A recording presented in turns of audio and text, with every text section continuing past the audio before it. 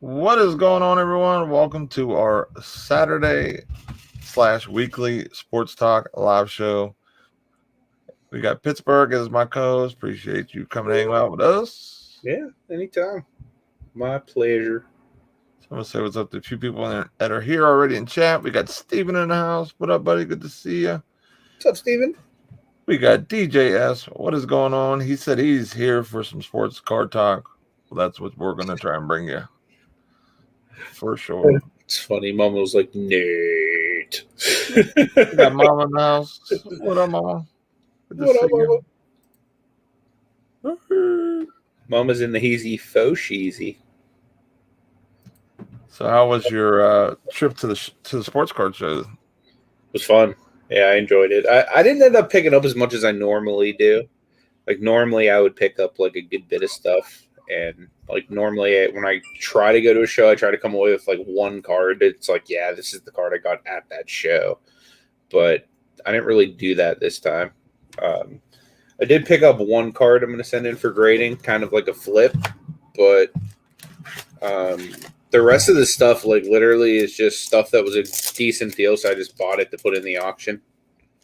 But this is the one card I got to send in to grade and flip. It's a 1996-97 Upper Deck rookie card of Kobe Bryant, Jermaine O'Neal, and second-year Kevin Garnett. So the guy was asking $50 on it. I ended up talking him all the way down to $20 on it. There you go. Already bought a ton of stuff off of him, so I ended up leveraging Marty's deal to get this like super cheap. So that was like the main thing I got to like send off and potentially flip. Nice thing with Kobe rookies is if you can hit an 8, you're good. You know what I mean? Like you're at least going to make a profit if you can hit an 8. But it looks pretty decent. I'd say the main thing with that is it's OC, but I mean, from 96. He just said that's a nice card. Not sure I've seen that card before. I don't think I've seen that either. So that's pretty nice pickup. Anytime you got Kobe on a card, like you said, with a rookie, and then you got Kevin Garnett, who's is in the Hall of Fame, guy who basically paved the way with Kobe, bringing these young guys into the league sooner. So we have a lot more years in the game. It's an awesome situation. So can't go wrong with that. Got BJ now. What up? What's up, BJ? Good to see you, man. Yeah, I didn't go to the card show. It's been too crazy around here. I just couldn't do it. But next week, I'll definitely going to Westmoreland Mall. That we have in our local one coming soon. And then in May, me and Pittsburgh are going out, and we'll be going to a game and going to a card show. So a lot of cool stuff coming shortly. Yep. Big meetup in Cleveland. It's going to be what's up. So hopefully if anybody's out there in Ohio, come hang out with us. Come join us. We'll be out there. Yep. Absolutely. Should definitely be a good time. Can't believe Aldridge, man. He retired. I know that he was having a little bit of health issues, but man, what a awesome opportunity for him to add another ring to his collection there. But it didn't work out because of some health issues. But kind of hurts the Nets moving forward though, because they're not as deep at that center position as as they thought they were after getting him. Yeah, I agree. Gruntad's in the house. What up, my man? Good what up? Steven says, I be going to a card show in May. That's what's up. What's up, dude? Hey, Amy. What's up, Amy? Welcome. Appreciate you being here. Tomorrow we have our auction, 4 p.m. on Pittsburgh's channel. So definitely want to check out that. We'll be hanging out, slanging some cards. I got some stuff I'll be bringing out that I got recently. Might be bringing this bad Mamma Jam out there. Beautiful nice. MJ. Oh, MJ action. Yeah, got some MJ stuff I can match you with. Maybe a little Wiseman. I still think he's a good pickup. I do too. Send them Wisemans my way.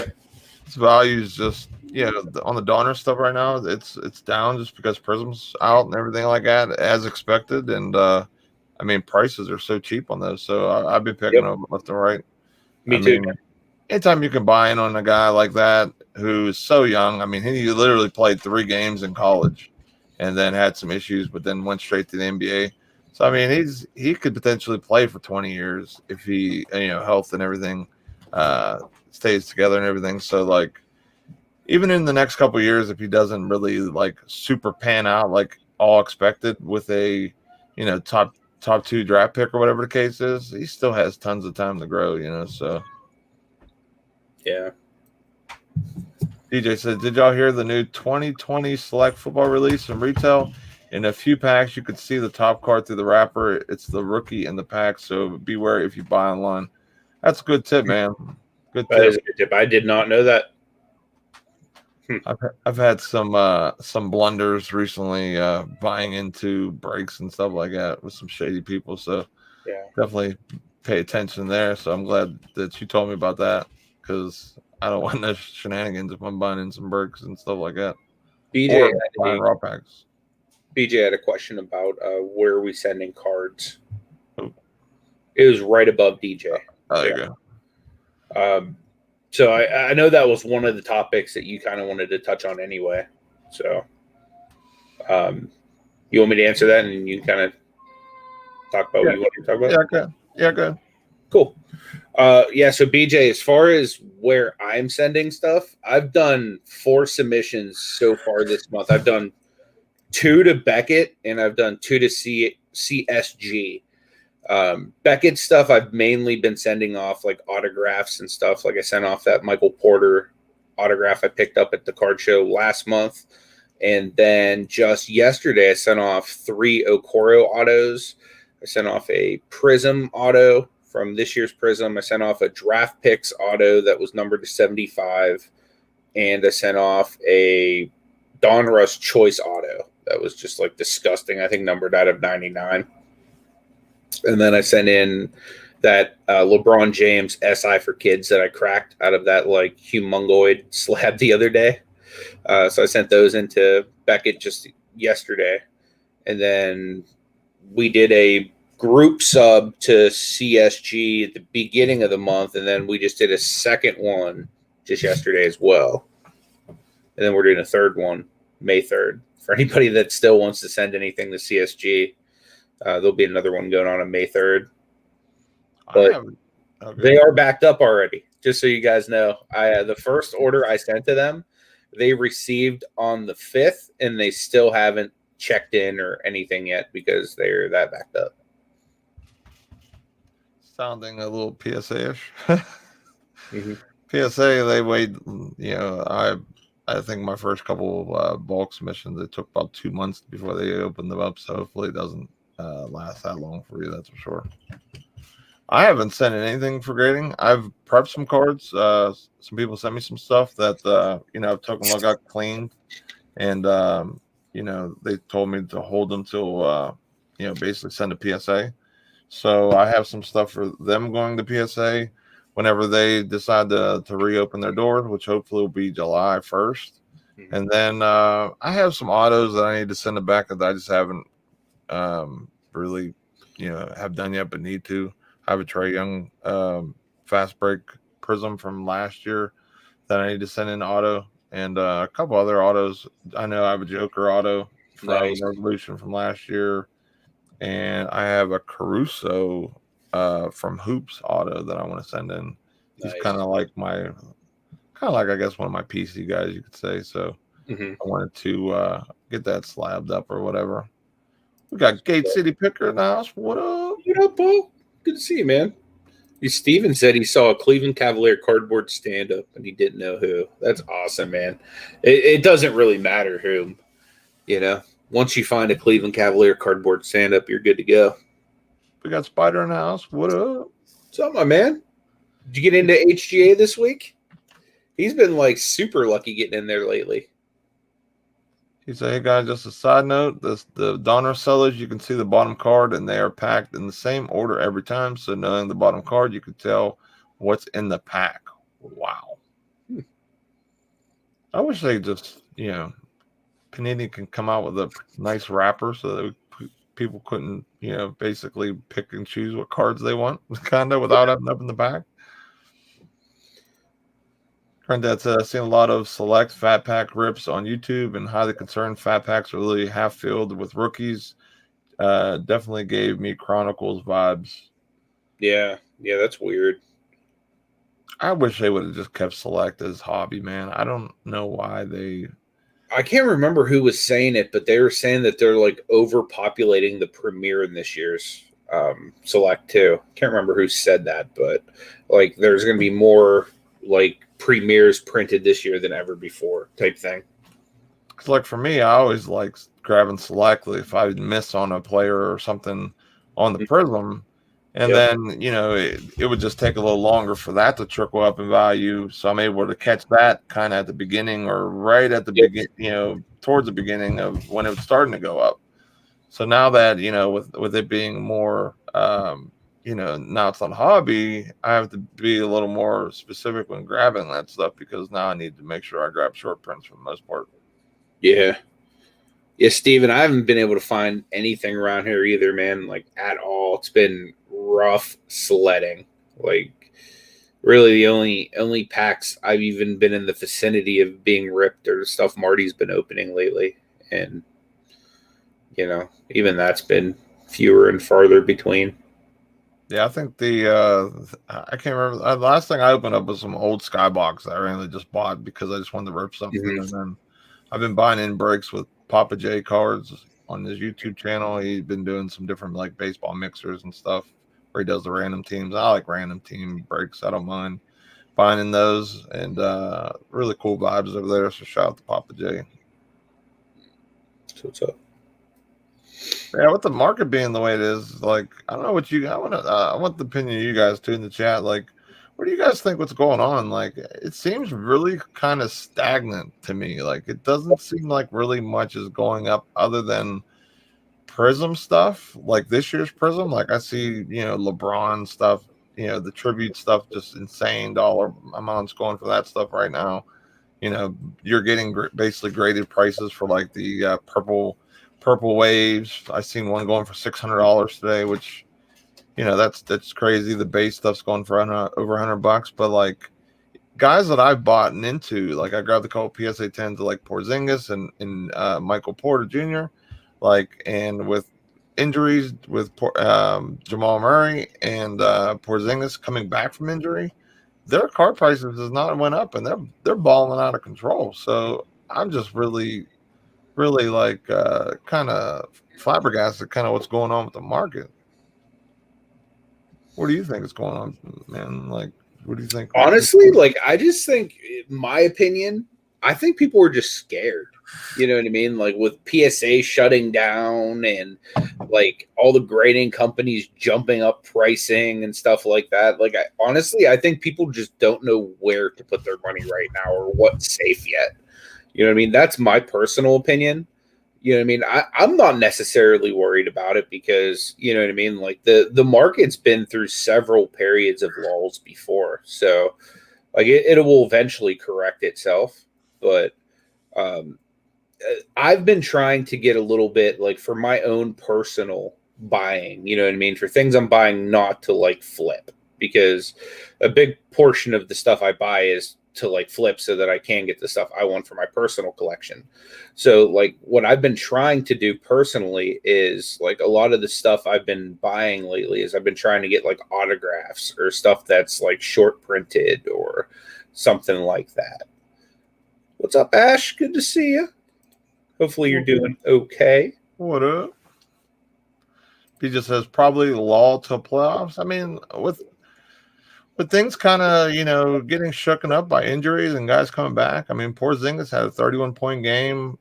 Porter Jr.'s been, been kind of like the one or two guy now in with the, with Denver, and not big movements. So I'm kind of, Luka had 19 assists the other day. So I wonder if I'm going to look at his thing on market moves real quick to see if that like shook up things, because now he's starting to get into the MVP conversation, where before, there was a lot of, I guess, a little bit of disappointment with the team before Porzingis came back. So I want to see if there's really a price jump after yesterday's game. Because usually we're used to seeing things like react, instantly off of, performances like that. And I mean, Lucas stuff is down right now too. BJ wants to know if we will have any vintage. Like I'll probably have some like 80s, maybe some 70s. Like I don't know that I'll have any like real vintage type stuff, but like definitely some of like the goat type players from like the 80s for sure. I'll definitely have. DJ says, "Yep, BJ, I agree. For NBA, once playoff come around, stars on the good teams got to go up. I hope so, man. It's kind of weird. Like I said, like Luka had 19 assists, almost I think 30 or 31 points or something close to that. Like a huge game, and usually off of that type of stuff, you would see at least a start of a spike in his prices or something like that. So it's I don't know, it's kind of confusing to me where what's going on. I don't know if this some of the money came out of the market and they're out and they're done. They went back to the stock market or what's going on. So That'll be interesting to see. versus what's your thoughts on NBA Panini stickers / cards? You can usually find them at Walmart. People think they are just stickers, but every pack has a card in it. Silver, serial numbers, and rookies. The sticker market internationally, with like especially like soccer and stuff like that, I've seen awesome things from. So it might be something moving forward that people are kind of undervalued. So it might be something to start picking up on, especially if there is a Panini card in each pack too. That's either silver or numbered or rookies. So that's the main thing, like just finding things that are undervalued that you can, get before the wave, and that possibly could be one of them moving forward. Paul said, I can't see buying basketball for over retail right now. There's no real standout rookie this year. I also don't see buying football over retail for the same reason. I mean, there's the draft class isn't not last year's. But I mean, LaMelo, I like LaMelo a lot. I think he can kind of somewhat be on Luka's type of category of player, like be a guy that puts up 20 and 15 assists, or you know, I mean, look what kind of like what was going on with the Hornets before he got hurt. You know what I mean? Like they were definitely in the playoff run, top 4 teams or whatever the case may be. So um I mean, like with some of the cards being sold for such crazy prices, if you buy a blaster and pull a LeBron tribute, you basically paid for your pack. But if you got like a short print, then you just crushed it. You know what I mean? DJ says, "Are people burned out on Luca? I don't know. I mean, like I know in the beginning part of the season there was just a little bit of a disappointment, but I mean part of that was because they didn't have Porzingis. So like that would be like Michael not having Scotty. You know what I mean? So of course it's going to be a little tougher on the team, especially with some of the moves they made in the offseason, trading Seth Curry and I think they lost one other guy too. So it hurt their scoring, that's for sure. Yep. PJ said, I agree. Pittsburgh on the mindset of picking up items that you personally enjoy, so when the market dips, it won't burn as much. I agree. I mean, like, usually whenever I buy them with guys, like, I buy them at the low end, or towards the low end when I get some of these guys. So, for example, like Luca, I got my Luca PSA 9 red, white, and blue for what 225. I mean, right now it's in the sixes, so I mean, I'm still crushing it, but I still think there's a lot of value still to be had on his 9, especially if he continues to play like last night. That's for sure. Granddad says, as a draft class, not as good as last year or 18, but it only takes one player to break out. Got to remember that. Yeah, that most Yep. definitely. I mean, there's so many young guys in that draft class too, like Wiseman, Anthony Edwards. I think he's going to be a nice scorer for years to come. Yep. So with guys like that, sometimes they just need either I'm different, move from a different team, or just kind of get their feet under them to get used to the NBA. Yep. Yeah, I agree with what DJ. What up, Freddie? I What agree up? with what DJ is saying here. He made a comment earlier about Trevor Lawrence. People are going to go hunting for him, but yeah, 5 quarterbacks drafted within the first 10 to 12 picks this year definitely make people go chasing for that next football set. Exactly. And Yeah, even this past year's football, you still have, some pretty big name quarterbacks to hunt for in there as well. Like I like this last year's draft class. Some really good players came out. definitely. Mr. Burke says someone gets burned on Luca, send it to me. I'll pay shipping. Yep. I'll pay express shipping. How about that? Yeah. I'm not like with Luca. I'm still all in with that guy. I really like him long term. So What's up, Fester? Good to see you. What up? Good to see you. Johnny's in the house. Let him have it. What up, Johnny? See you, What's man. going on, man? Appreciate you being here. Best intro on the YouTubes. Definitely. But I think there's a lot more value to be had with Luca. I really want to move into like a PSA 10 with the market kind of being stagnant, or slowly just nickel and diamond down little by little. Hey, Lynn Perlini in the house. Good to see you. What up? Yeah, Spider, you going to be going?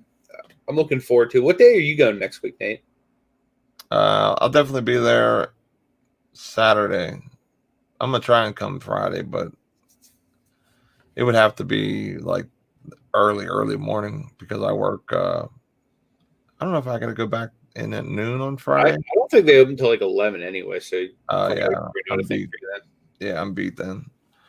I might be able to go, like, if I get out early, I can kind of think out of work and get maybe an hour towards the end. But I mean, I'd probably just going to be there Saturday for a good huge chunk of the day. Yeah. Mr. Burke says he will go down as the greatest white player ever to play the game. I don't know, man. Larry Birdman.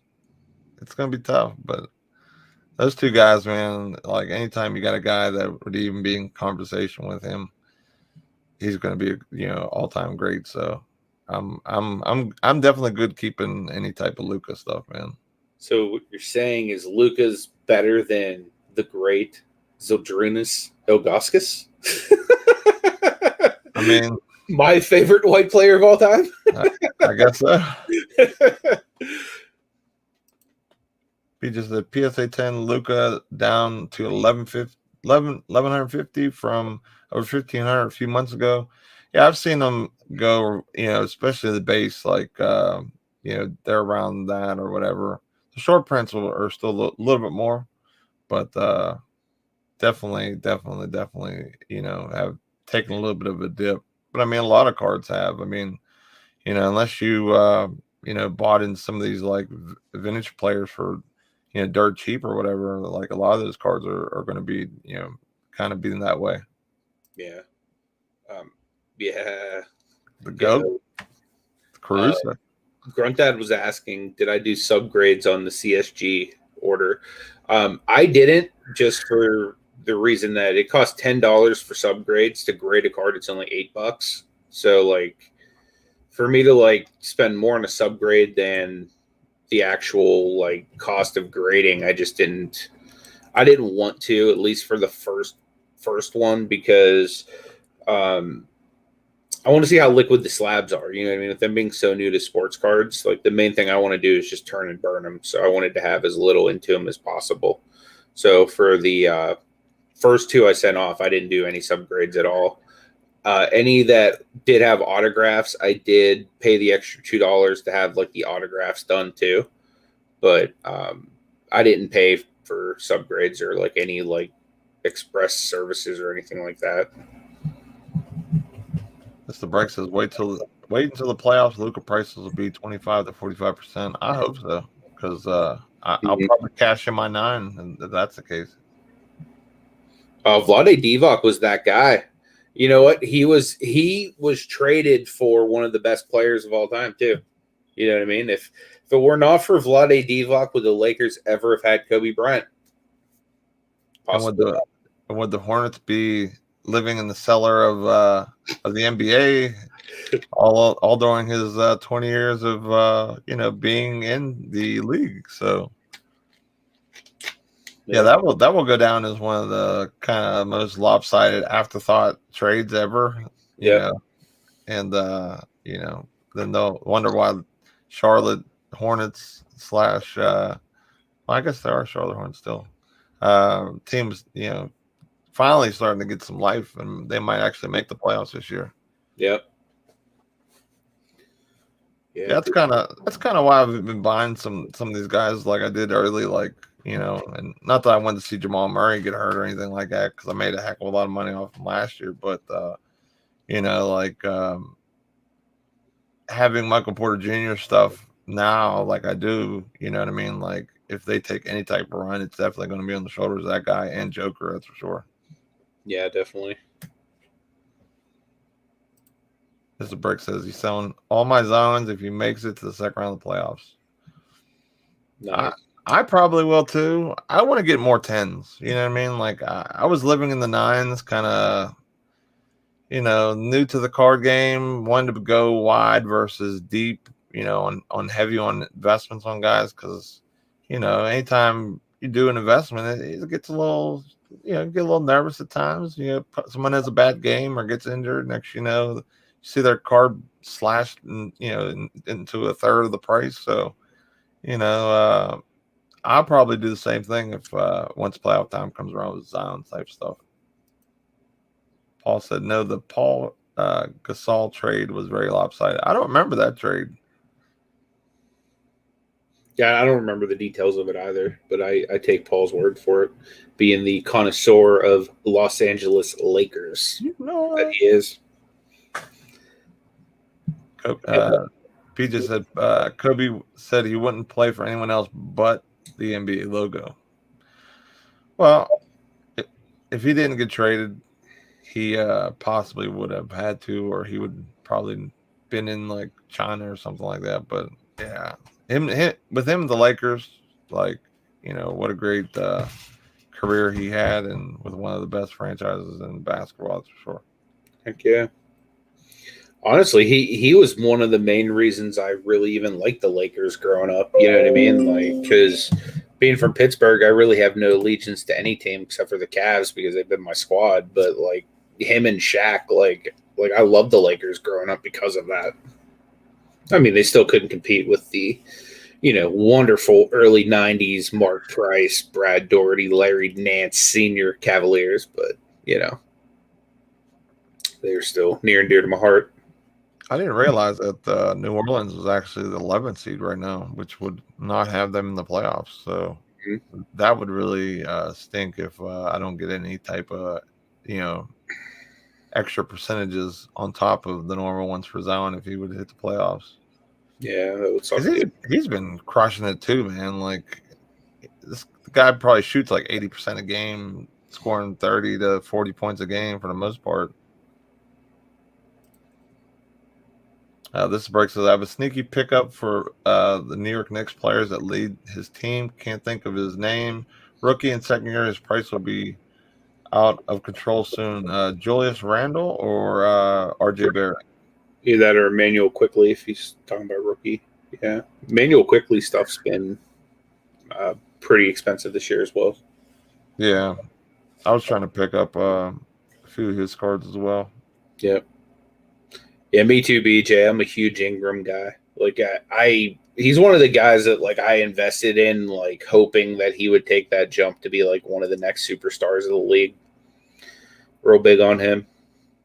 Yeah, he said Julius Randle. Julius Randle's almost like just a little bit different version of Zion. He has a little better perimeter game, which in this NBA, it's actually better to have a jump shot, and it's actually something that Zion, I hope he can add to his repertoire because I mean, it's sometimes it's hard to score down in the paint all the time. You know what I mean? You can't dunk over everybody every time. You know what I mean? So, as his career goes on, he's going to have to add that to his game because as time goes on, we all see how people lose their athleticism moving forward. So, Yeah. But I'm definitely a big fan of Zion, that's for sure. Dude, that's a high compliment too, putting Randall in like Zion's stratosphere too, man. One thing I'll say for Randall is he's better than I thought he was. You know what I mean? Like he's a lot better of a player than I thought he would be. Because I remember even like early in his career with the Lakers, I was always like, "Oh, Larry Nance is going to be better." I mean, there's a little bit of me though that was always biased towards Larry Nance Jr., but I was like, "Oh, Larry Nance Jr. is going to be better than this dude."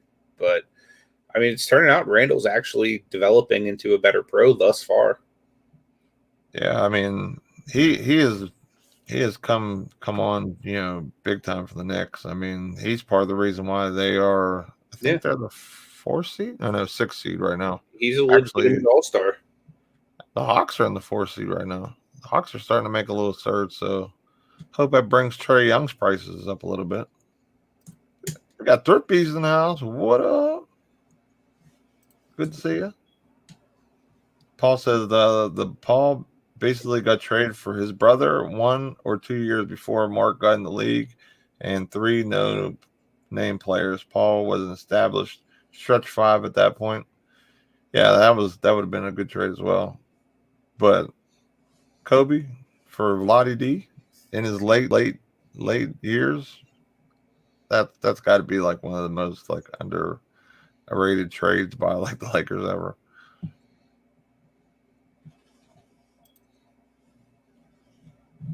This is Bricks has watched the last night's Knicks game. You'll be a believer.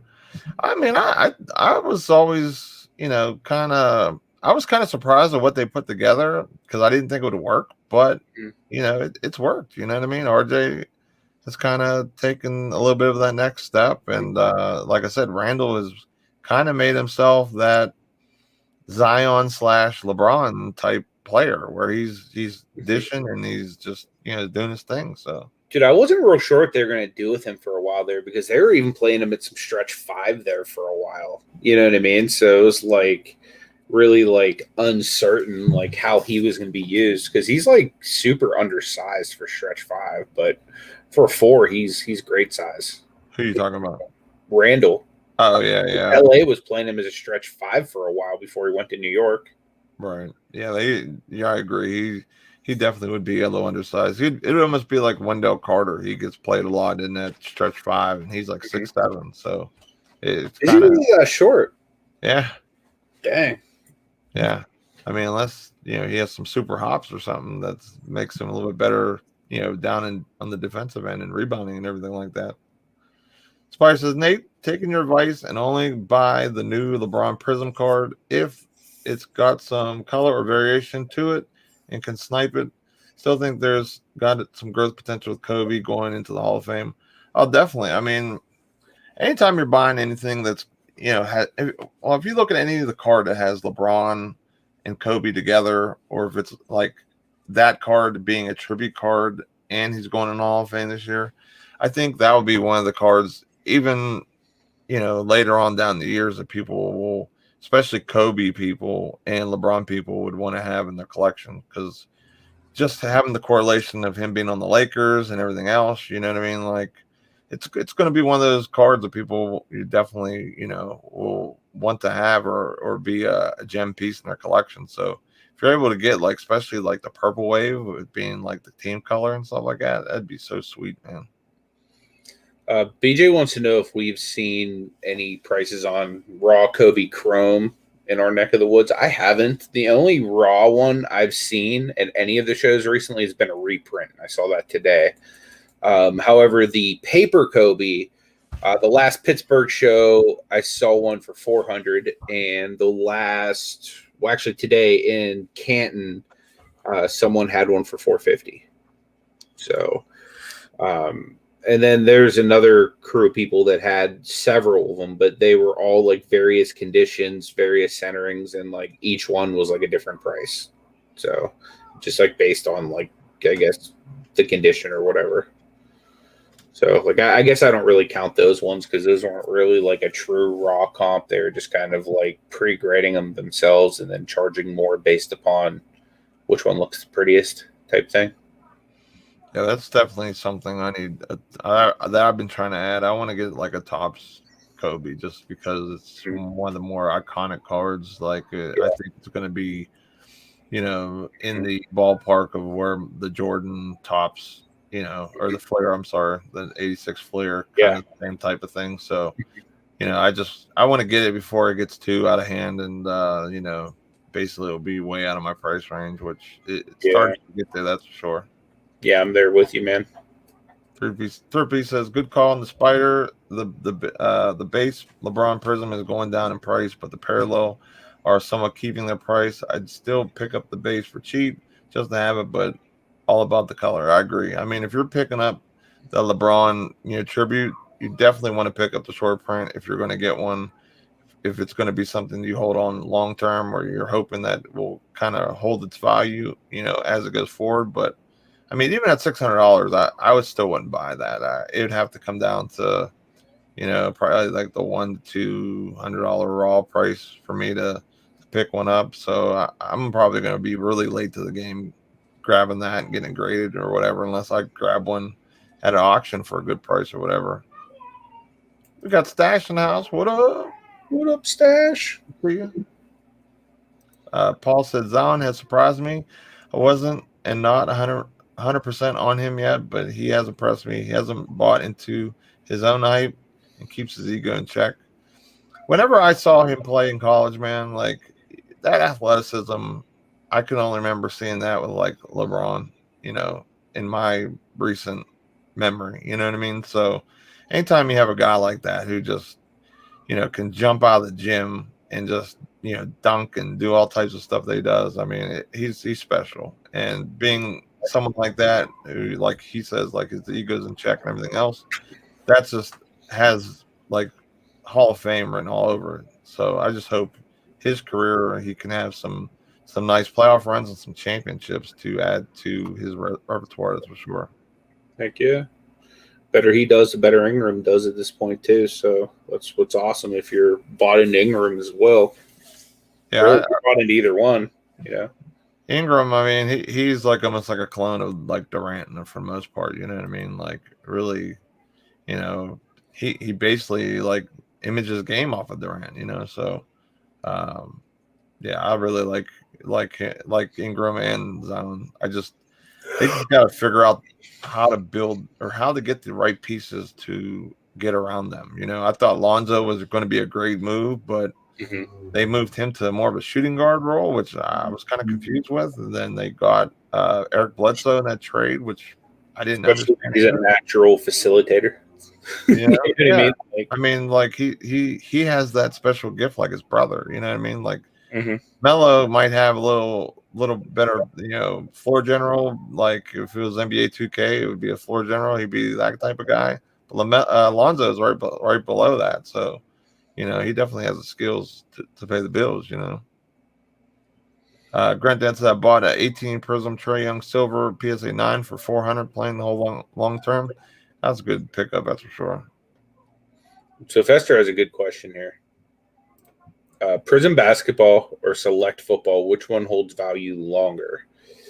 Longer, I would say only because it's a better draft class, the select football, because you're going to have Burrows, possible Herberts, Tuas, like all that stuff in there. But personally, like I think Prism basketball is the superior set, especially since it's like now retail. Like Prism is king still.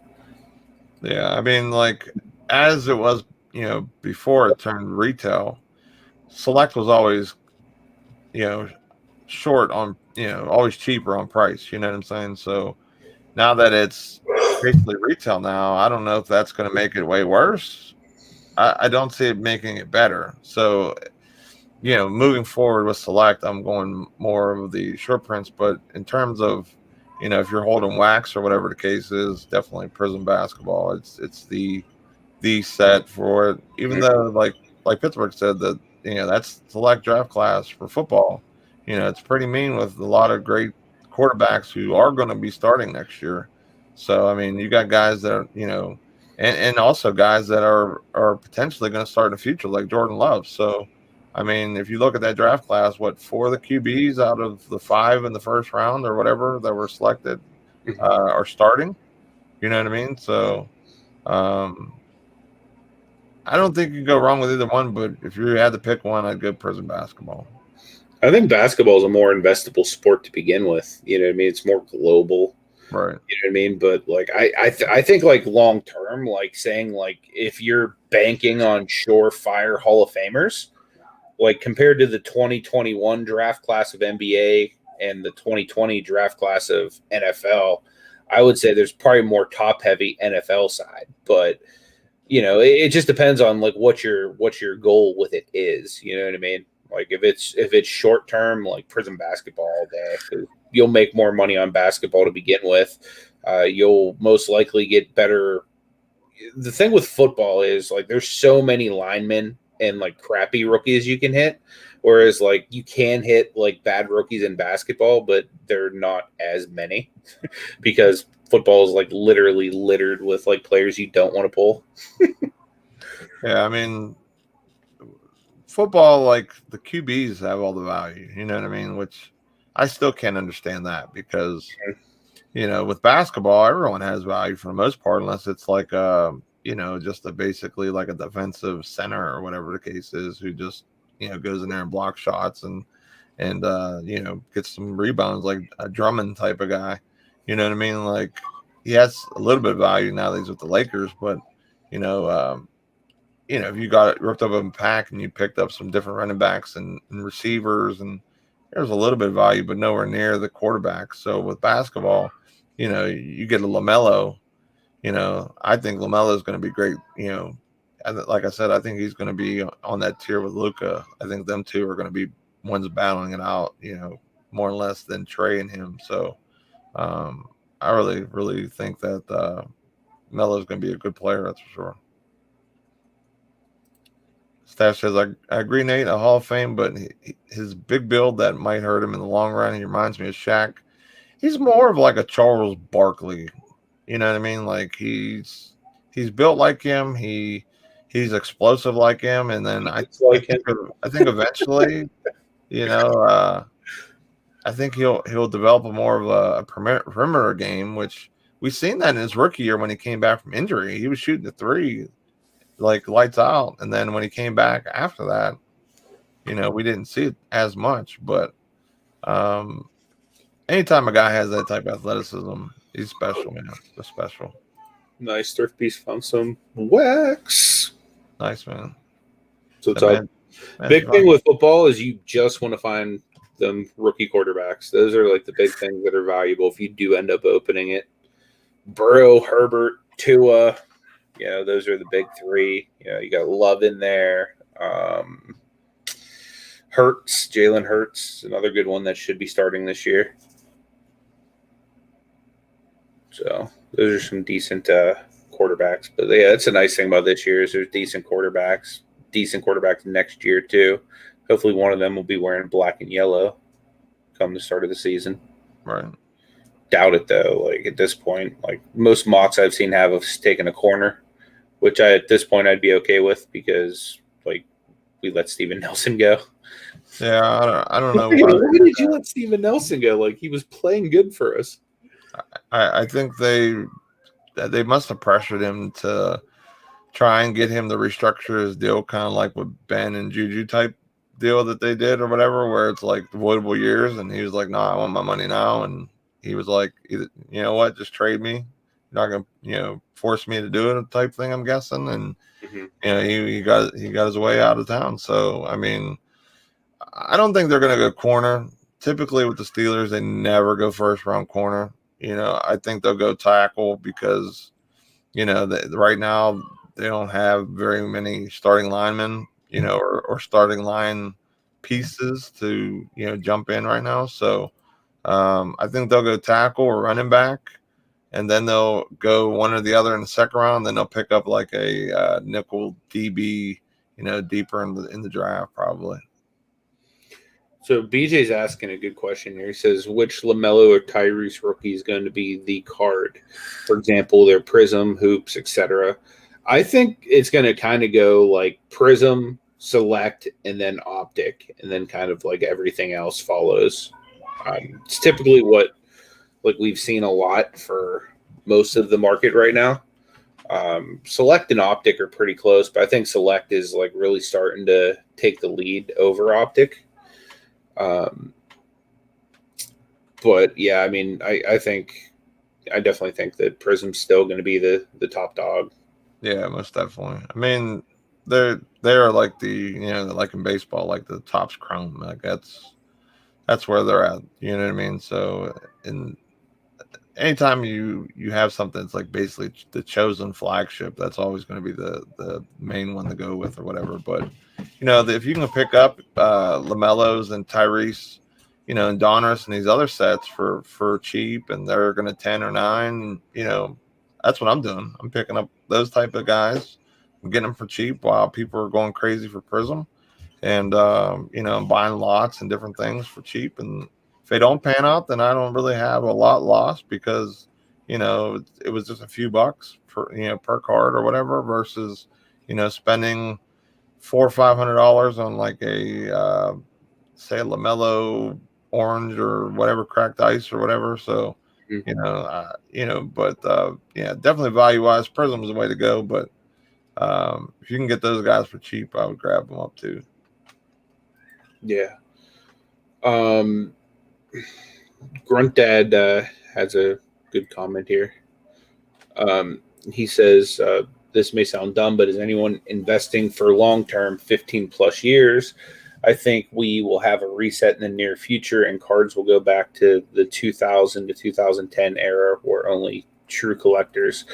I mean, honestly, we might be getting close to that now, because I think a lot of the people that are in this just to like make fast money, or they might have jumped in thinking that the grass was just always green. I think some of those people may be starting to get scared with the way the market is. And I mean, it's just insane. Like, to the point where like Walmarts and Targets are like to the point where they really don't even want to carry cards, because like I just heard of an employee in Ohio.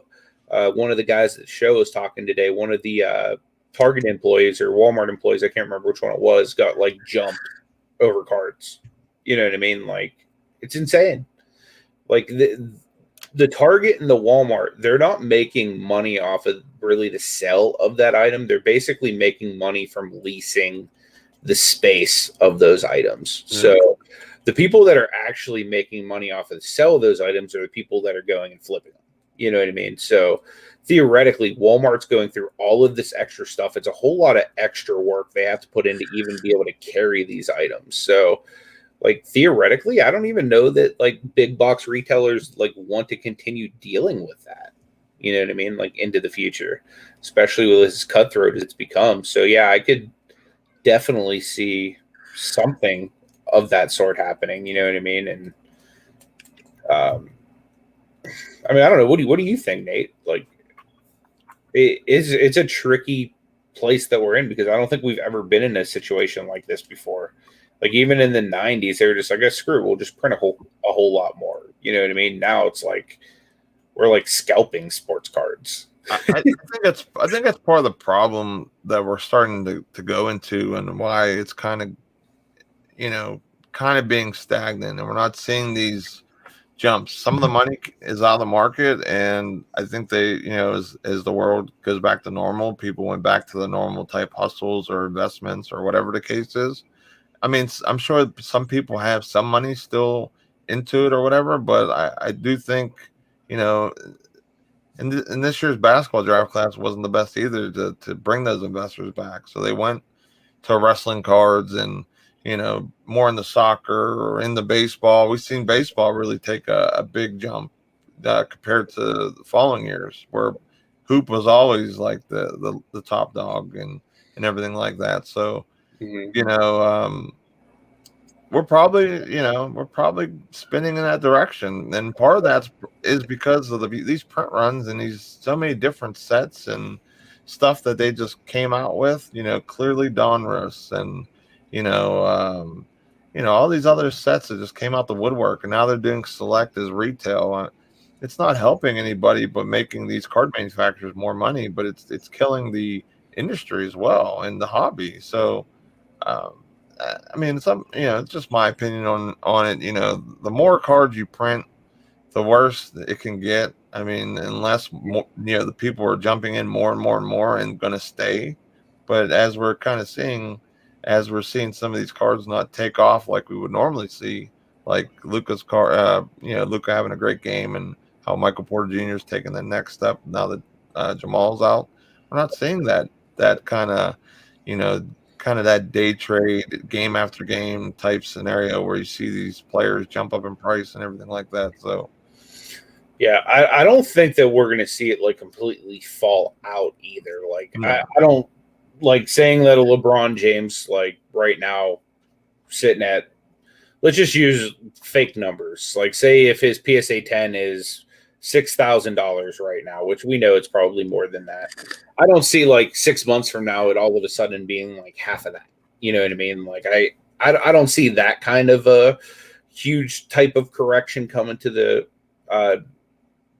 market, but like, I mean, the kind of stuff we're seeing right now where like certain guys' cards should be like shooting up, like they're not as hot as they should be. You know what I mean? Like, I definitely could see more of that, coming as people are, for example, like there's tons of people that have been like regular graders for the longest that like have just halted. Like Nate's a group submitter. Like, you know what I mean? Like right now he's not even, taking any submissions as far as I know. You know what I mean? Like, there's and if you as a group submitter are like kind of in a holding pattern, like there's probably, I would think, hundreds if not thousands of other people kind of like, okay, I'm going to kind of pump my brakes and just kind of wait this out to see what happens, rather than rushing stuff to BGS or rushing stuff here or there, because like really, like the thing is, like BGS is still like number 2 in the entire market, but ultimately their slab still brings in a lot less than a PSA does, unless you're able to get that illustrious BGS 10, which is very, very hard to do. Yeah, so, right. You know what I mean? So even sending your stuff into BGS, you're still ultimately bringing in less money than you would making the sales off of a PSA slab. So, those are really all things to consider. Yeah, like that's part of the reason why like I haven't really sent anything else anywhere else, is because like the PSA is top, and if we go through, I don't think we'll ever hit like where the 90s hit, but with junk wax, but like like if I have a card and it's in a slab, I want it in a PSA slab, because I know if I still have it in my possession, it's going to be worth as much as any other, you know what I mean? Or it's going to be more. So like I'm able to kind of either make my scratch back or, break even or whatever, more than if it was like, say, some other company, because like as the market calms and we go back into the more true collector type of thing, I think that's why like a lot of vendors and stuff, they don't buy at some of these other companies and stuff. So yep, the DJ S is making a real good point. And actually, just the other day, it might have been last week, I released a video of Target's new policy or whatever, and in the comments section, like there was a lot of really good talk about like the next generation. You know what I mean? Like, how are kids going to become collectors when they can't afford to buy anything? You know what I mean? Like, right. I can barely afford to collect cards, and I'm a grown man. You know what I mean? Right. So how's the next generation going to become collectors? Because it's all well and good right now that like we're making tons of money in the market, but like if the bottom falls out 5 years from now because the next generation doesn't collect, you know what I mean? So like Grunt Dad said, like it might actually be good for the market if it got down to more like real collectors in it. You know what I mean? Like it was 2000 through 2010 era. Yeah, I agree, because I mean, like for example, I know I want to rip some packs and stuff like that, and I don't want to pay $120 for a blaster or a hanger or whatever, and then I go to open it and my best card is like a cracked ice Jimmy Butler, which he's a great player, but it's not a top dollar card. You know what I'm saying? So that's you can lose a lot of money that way, but you can make a lot of money too, as you see with different players like LeBron's short prints and different stuff too, or like a LaMelo, like his cards are right now. If you would actually rush that Super Express to PSA and it gets out of 10, I think it's selling for $2,000 or $3,000 or something crazy right now because you have to pay at least $300 just to get in a PSA slab right now. Mm. It's insane, man. Like they were selling Prism basketball hangers between like 135 and 155 at the show today, which like I've seen them going for more than that in other places. But like I was thinking, okay, so the entirety of Prism football, I found two hanger boxes, and out of both of those hanger boxes, I pulled straight fecal matter. Like, and I'm thinking, man, like I just wasted $40, you know, on two hanger boxes. And I'm thinking, man, if I would have bought two hanger boxes there, I would have spent at least $300. Like, there's no way I'm spending $300 and risking a strikeout. It's just not going to happen. If I'm spending $300, I'm getting all the short printed Okoros. You know what I mean? Like, you know, already for $50, I got his Prism Auto. It's already on its way to BGS. Spider says, thoughts on Topps NFT cards dropping next week? These virtual cards and moments seem like they're here to stay. I just wish there was something, you know, like even on a creator base, like, okay, well, that's my clip. Like, you know, I'm one of, say, 1,500 people that can use this clip in like, you know, like Twitch animations or, you know, something where, you know, it gives me an exclusive type feel to it or whatever, and it's my favorite player, or if it's able to somehow mix in with content or just cool graphics or things that, you know, I'm able to use where, you know, normally I would get copyright strikes or whatever on YouTube or whatever with or Twitch, it would be terms of service. You know, now we're talking about something where, you know, look how many people do different content like us. You know what I mean? Like there's tons of people doing sports card content and play video games and do different things.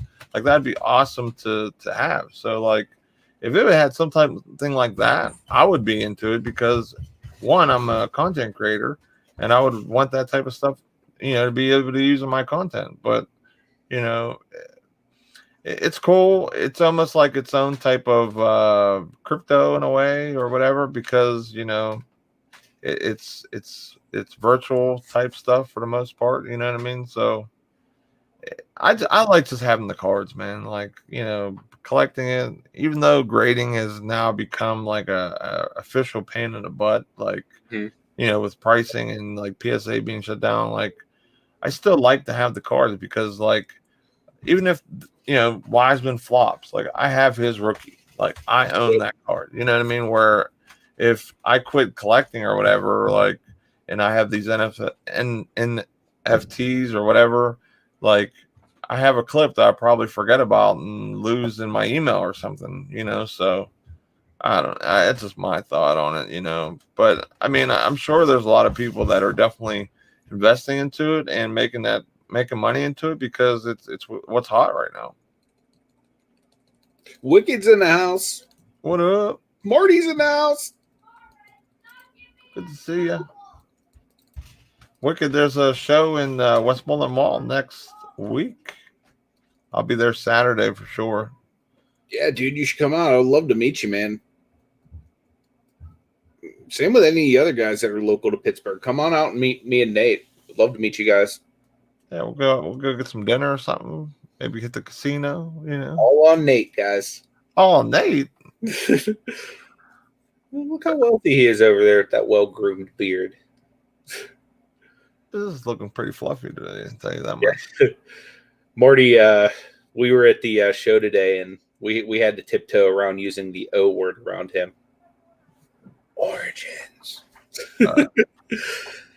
And whatever you do, don't talk about that Ellersby guy that plays for the Portland Trailblazers. Yeah, Trailblazers. Yeah, that was a hurt piece, man. I feel bad because it was like my suggestion.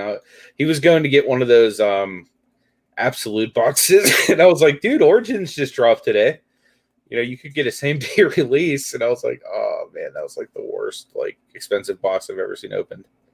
It's really bad.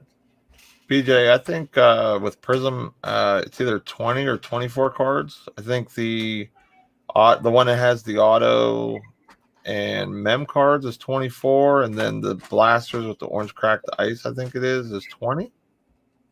Or do I have it the other way around? Something like that. Tell you what though, like if you hit something big out of a hobby box, it's like so much bigger than if you hit something big out of like a retail box, because hobby boxes have so many things that you theoretically can't pull in retail. You know what I mean? So you actually have a higher likelihood that if you hit something big, it's going to be like a multiple $1,000 card than a multiple $100 card, like it would be in retail. So like that's the one thing I will say for hobby, but like yeah, it's so hard. Like, and I have like the worst luck with packs. So like I would be like, I'd be scared to death. Like I was afraid to like spend 150 on a Prism hanger, you know what I mean? And that at least came with 20 cards. Granddad says, my prediction is once PSA catches up in the next few months and ship out 10 million cards backlog, the market will be flooded with graded cards and people are going to lose their butts off and exit. Especially on players that, or cards that they shouldn't have graded. You know what I mean? Like before Vegas Dave came out, that one crazy video where he's lighting Jordans on fire and doing crazy stuff. And What are you trying to say here, Nate? People shouldn't grade certain cards? well, they're not wrong grading that. I mean, that's more of a thing for your pet or whatever. But like, you know what I mean? Like base.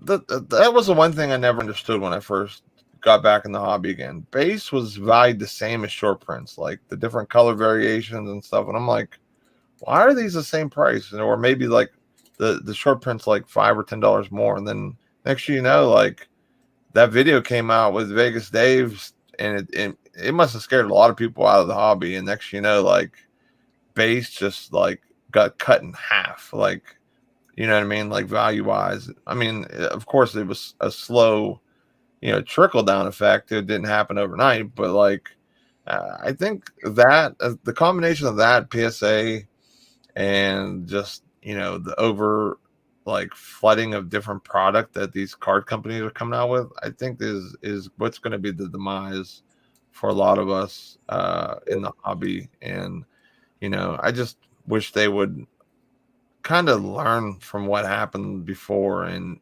really make it better, and they did, but now they're just doing too much, man. That's my opinion. What's up, Sonny? Las Vegas Thrift's in the house. Smash is in the house. What's up, Smash? What up? Good to see you guys. Smash, why don't you share out your stream you guys are doing tonight, man? Free to drop a link to that. You guys aren't familiar with Smash or Rip and Gypsy, make sure you guys check them out. They do Saturday night streams as well. And also, after our auction tomorrow, Deftness is having his B-Day bash. So definitely come hang out with us tomorrow for the auction. And then right after that, we're going to roll right over to Deftness to stream, celebrate his birthday. He's going to put on a nice little stream. I think he's going to put up some cards for auction and some higher end stuff and just, have some fun. So it should be a great time. Yeah, be a real good time.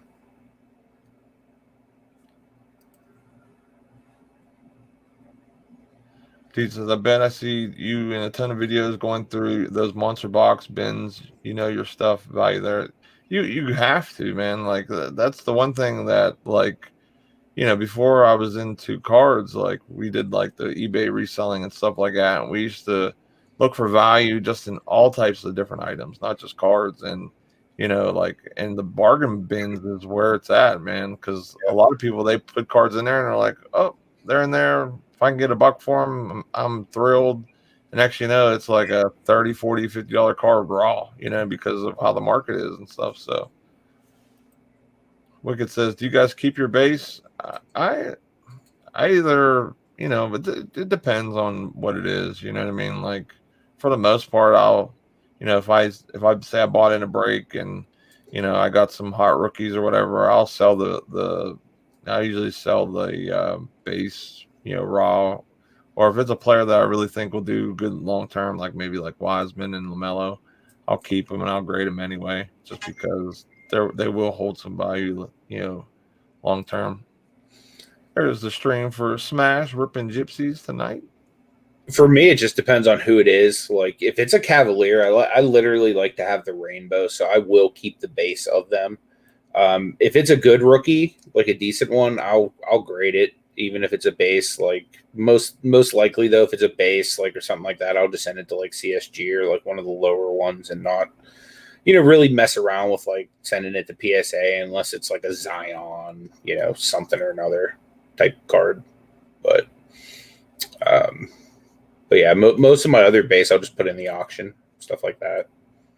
Smash said Mindy will be live at 9 o'clock tonight, and we might have a surprise special guest. What about commons? Like, as far as commons and stuff like that go, a lot of that, honestly, I just pack up in like bulk boxes, you know what I mean, and sell cheap. Like, I do that with most of my baseball stuff too, because I really don't know baseball that well outside of like the Pirates, and so most of that stuff I sell pretty much in bulk as well. I think it's nice too with eBay having that, supposedly the tracking with the eBay label or whatever, like selling like cheaper $20 lots or something. You're able to sell more often than not now because of shipping being a lot cheaper. So I mean, it makes it a lot easier to kind of move some stuff. I've sold a lot of different, cards, like Heath Miller rookies, and I'm trying to think of what else I sold. It was just some like second year cards like Eli Manning and different stuff like that, and I got $10 for it, and I was surprised. You know what I mean? So, I throw them up on eBay or try to make a little lot for them, or I bring them to auction. Yeah, dude, I can't wait, man. It's gonna be awesome. I'm looking forward to it. Definitely. We like just hanging out and doing stuff with people, and you know what I mean. You had cards and a good, into that. Awesome time. Absolutely. He said I might even have a better beard than him. What about that? Marty, you're gonna have to be the judge, man. Smash or Nate, who has the better beard? My wife was trying to tell me the other day I need to trim it down a little bit. I says, I don't know about that. We'll have to wait on that. Dude, Mama was telling me you're going back to the OG Nate Dizzy with like the beard shorter than mine. I don't know if I'm doing that. That would be like, that would be like what I'd have like hair withdrawal with how much hair I have on my head and on my face. So it would be crazy. That's awesome. Smash said, did you guys see the swag bags Mindy's making up for everyone? No, I haven't seen it. No. Yeah, honestly, I haven't been on YouTube as much as I like to recently, so I probably missed it by just by the craziness of just life right now. Yeah, going through a pretty crazy patch myself. So yeah, I haven't seen it either, but I will definitely check it out. Third you think Line Tamer would finally give me a sponsorship after seeing such a magnificent mane that I have right here? You still have that sponsored by Lion Tamer thing that we made like eons ago? I might. Let me see if I have it. We used to have a morning show for those of you guys that don't know. We used to talk about like eBay and stuff like that. And like literally like the show was like it revolved around these memes of Nate. It was hilarious. I don't think I have them anymore. I have some of the other ones, but I don't have. Yeah. Oh, here it is.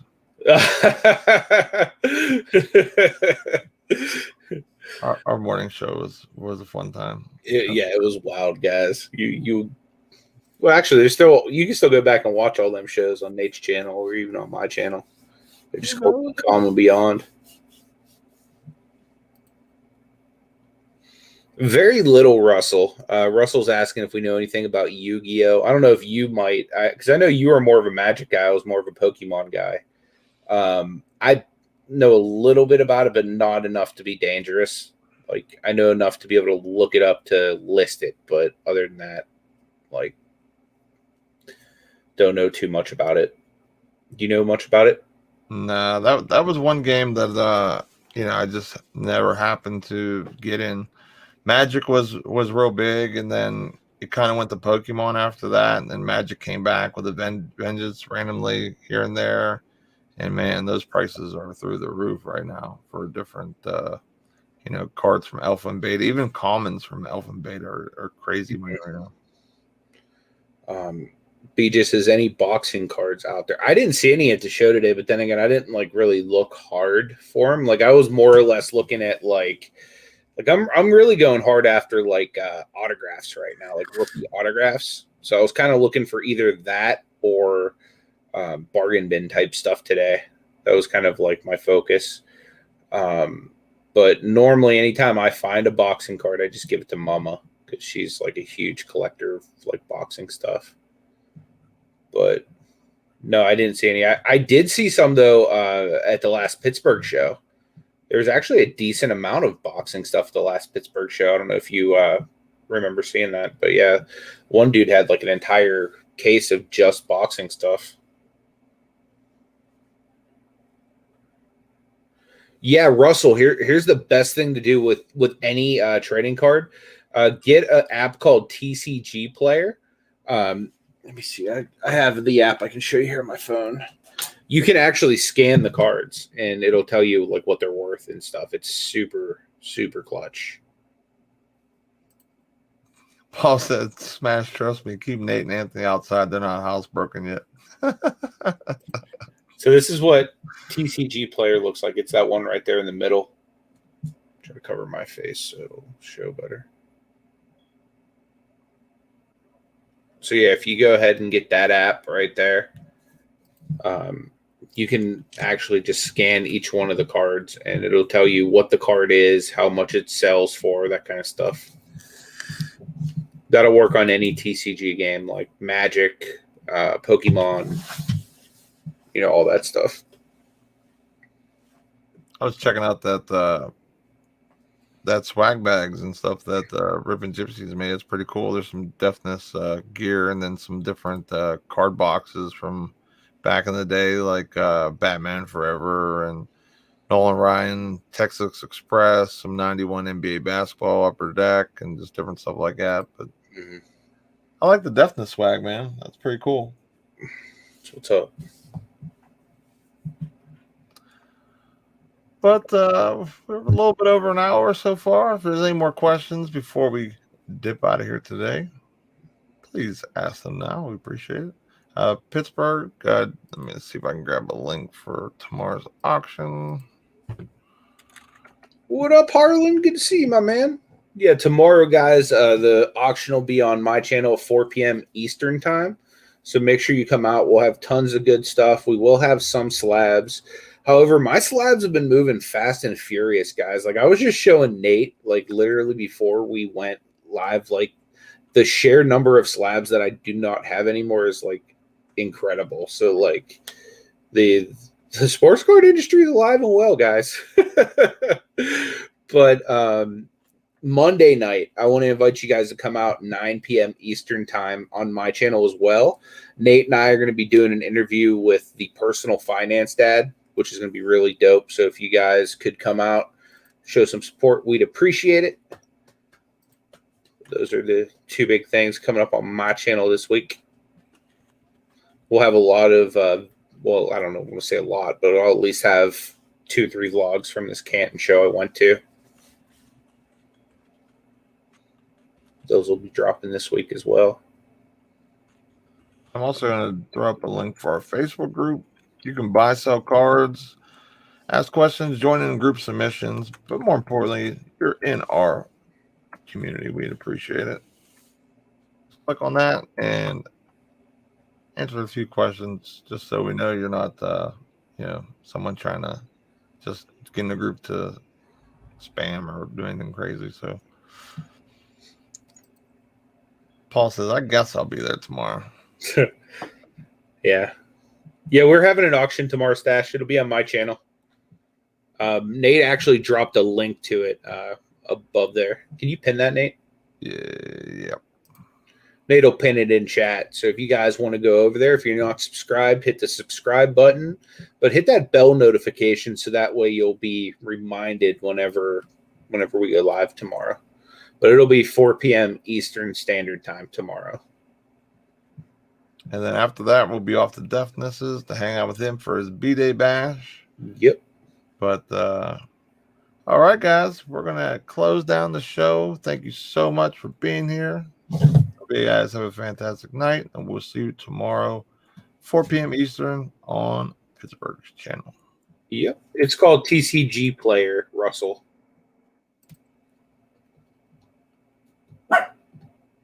Yeah, you just go in the App Store, like on your phone, and you just type in TCG Player and just download the app from the App Store, either on Google or Google Play Store or Apple Store. And then don't forget to come out and check out Smash Ripid Gypsy tonight. Mindy will be live at 9 p.m. Yep, that's about 45 minutes, guys. So go get yourself some popcorn. Get ready to hang out with Ripin' Gypsy tonight. All right, we are out of here. Peace, everybody.